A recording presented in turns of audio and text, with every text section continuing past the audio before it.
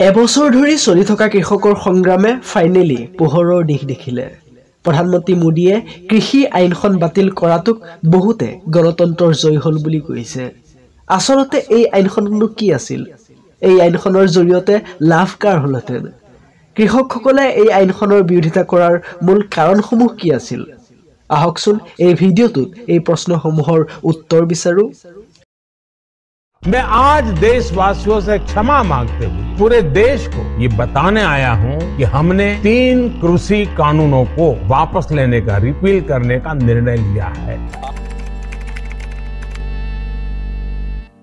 উপৰে উপৰে চালে আমাৰ এনেকুৱা লাগিব যে বিল কেইখন খেতিয়কৰ উপকাৰৰ বাবে পাছ কৰা হৈছে।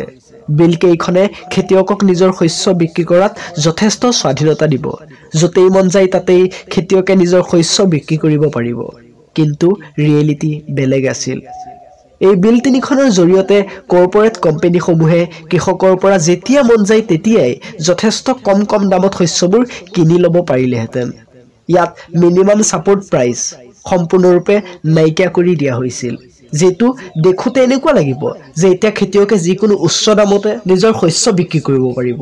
কিন্তু ইন ৰিয়েলিটি ইয়াৰ দ্বাৰা ডাঙৰ কৰ্পোৰেট কোম্পানীবোৰে খেতিয়কসকলক তেওঁলোকৰ শস্যৰ বিনিময়ত যথেষ্ট কম দাম দিলেও তাত কোনেও একো কৰিব নোৱাৰিলেহেঁতেন।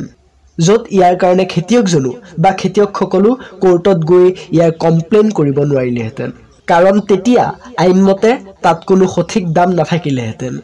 কিন্তু কোম্পানীবোৰে কম দামত কিনি যথেষ্ট বেছি দামত সেইবোৰ বিক্ৰী কৰিব পাৰিলেহেঁতেন। ইয়াৰ এতিয়া কিছুমান জ্বলন্ত উদাহৰণ আছে যে আদানী যিটো এটা কোম্পানী হয়, সিহঁতে 72 টকাকৈ প্ৰতি কেজি আপেল কিনি বজাৰত 250ৰ পৰা 300 টকা প্ৰতি কিলোগ্ৰাম আপেল বিক্ৰী কৰে। এনেকুৱা ক্ষেত্ৰত most of time কোম্পানীবোৰে আসল মুনাফা আদায় কৰে। সাধাৰণ ক্ৰেতাই সেইবোৰ কিনোতে বেছি পইচা খৰচ কৰিব লগা হয় আৰু খেতিয়কসকলে নিজৰ লোকচান কৰি বস্তুবোৰ বিক্ৰী কৰিব লগা হয়, কাৰণ তাততো কোনো মিনিমাম ছাপোৰ্ট প্ৰাইজো নাপায়। এই কৃষি আইনসমূহ ছাপোৰ্ট কৰা সকলৰ মতে এই আইন কেইখনৰ মতে ক্ষুদ্ৰ কৃষকসকলৰো এই আইন কেইখনৰ জৰিয়তে যথেষ্ট লাভ হ'ব, যিসকলৰ মাত্ৰ কম মাটি আছে।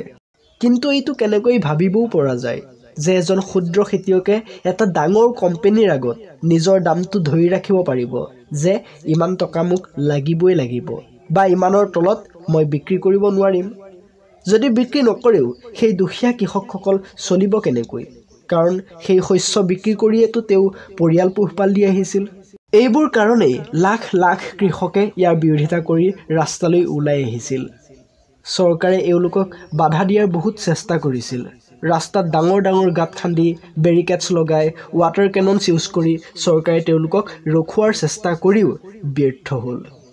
ইফালে নেশ্যনেল মিডিয়া আৰু চৰকাৰৰ কিছুমান ট্ৰলাৰ্ছে প্ৰতিবাদ কৰা কৃষকসকলক জেহাদী পাকিস্তানী বুলিও ঘোষণা কৰাত লাগিল।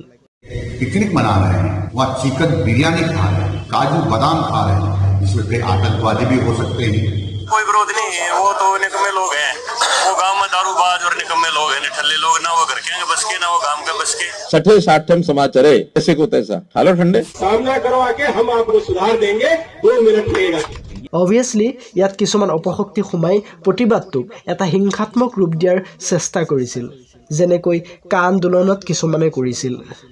ভাৰতত আজিলৈকে হোৱা প্ৰতিবাদী কাৰ্যসূচীসমূহক আমাৰ নেশ্যনেল মিডিয়াসমূহে হয়তো ছাপোৰ্ট কৰিছিল, নহ'লে নিৰপেক্ষভাৱে দেখুৱাইছিল।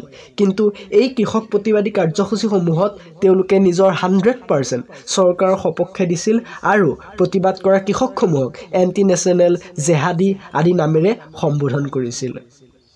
এইটো নিশ্চিতভাৱে এটা ভুল দিশ। এখন দেশত অপজিশ্যন পাৰ্টি, মিডিয়া, জনতাই চৰকাৰক যিমান প্ৰশ্ন কৰিব চৰকাৰে সিমানেই নিজৰ কাম ভালকৈ কৰি যাব আৰু তেতিয়া চৰকাৰে কেতিয়াও একনায়কত্ববাদ চলাব নোৱাৰে। গতিকে কোনোবা অপজিশ্যন পাৰ্টিয়েই হওক বা মিডিয়াই হওক, যদি তেওঁ চৰকাৰক প্ৰশ্ন কৰিছে তেতিয়াহ'লে এইটো নহয় যে তেওঁ চৰকাৰখনক বেয়া পায় বা চৰকাৰখনে কৰা ভাল কামসমূহক ছাপোৰ্ট নকৰে। তো গাইজ আজিলৈ ভিডিঅ'টো ইমানেই। এটা সৰু ইনফৰ্মেটিভ ভিডিঅ' আপোনালোকৰ মাজলৈ লৈ আহিলোঁ। নেক্সট লগ পাম এটা ডাঙৰ ধামাকেদাৰ এপিছ'ডৰ সৈতে। ভিডিঅ'টো চোৱাৰ বাবে বহুত ধন্যবাদ।